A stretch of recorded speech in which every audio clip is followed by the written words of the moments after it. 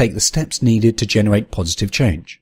They run, then they eat fat, and then they run again, and then they eat fat again, and so goes on. But nothing actually changes. They're stuck in a vicious circle and getting nowhere.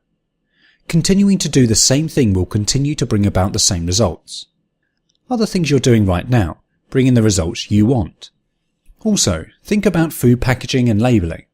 Anything that can be considered a remotely healthy option will be proudly advertised on the packaging. But here's the thing. Anything that's a truly healthy option won't come with a wrapper that tells you so. We all know that something that sounds too good to be true probably is. For example, this packet contains delicious, sticky toffee pudding and only 3 calories.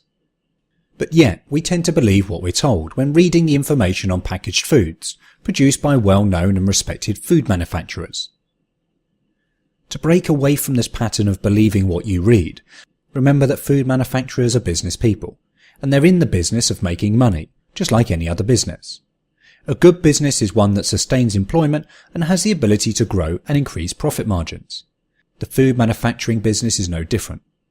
It's for this reason that the only way to be sure of what you're eating is to prepare your own foods from scratch, preferably from their raw state.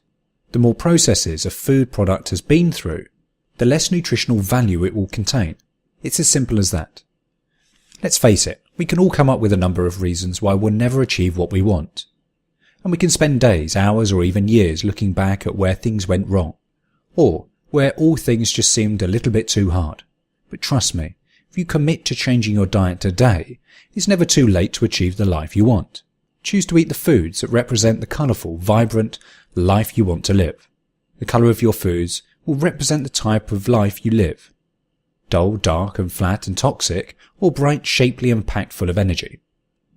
Okay, we've established that you really are the byproduct of the food you eat, so now it's time to focus on the amount of food should you be eating. Once again, this is really nothing more than common sense, but we all know that common sense doesn't always prevail. Remember, eating right is only as complicated as you choose to make it. Eating the right amount of food doesn't need to be complicated. If it looks a lot, then it probably is, and that's it. If the food on your plate is piled high and spilling over the edges, then the likelihood is that you are over-consuming. If you can see empty space around the edge of your plate and your food is relatively flat, rather than piled in the centre, then you can be fairly sure you're on the right track. Earlier, I encouraged you to take the phrase, "If a rabbit can eat it, then so can I." And there's another one that always remained prominent in my mind. You'll never see a skinny rabbit. The relevance of this is the amount of food that you eat is just as important as the types of food you eat in terms of eating a healthy diet.